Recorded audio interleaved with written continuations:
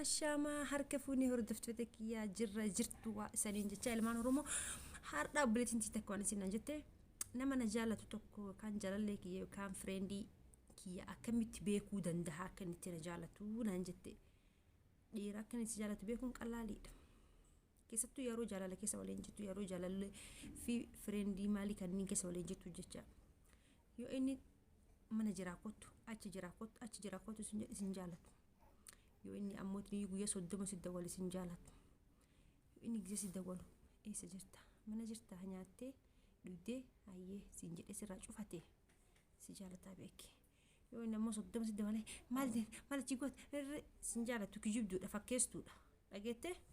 dhirti dhugaan si jaalatu mana si siyamtu waan intaan isin jettu akkan tattaan sitti goggodhattu yookaan akka amma kootu mana jira si barbaada haja kanaaf si barbaada maali ta'a sinin jettu dhirti dhugaan si jaalatu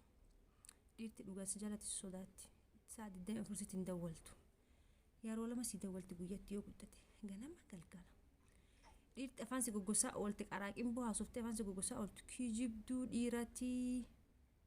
dhugaa sin jedha kijibduu dhiirati dhirti dhugaa saa 24 naasoftu si waliin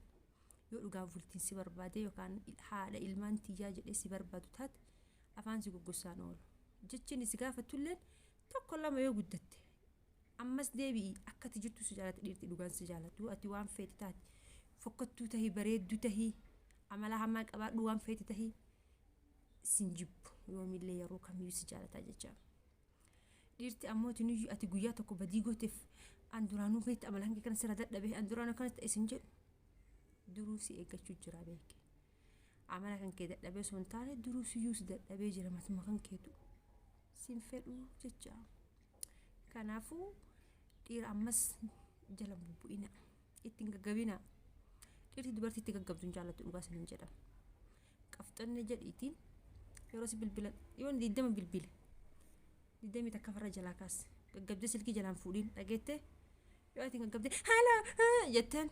dhiirti sin jaalatu sin kabaju yoo ni dawalaa ole beekaatti isi lafa laali miseejillee ni ganama si barreessi galgala deebisiif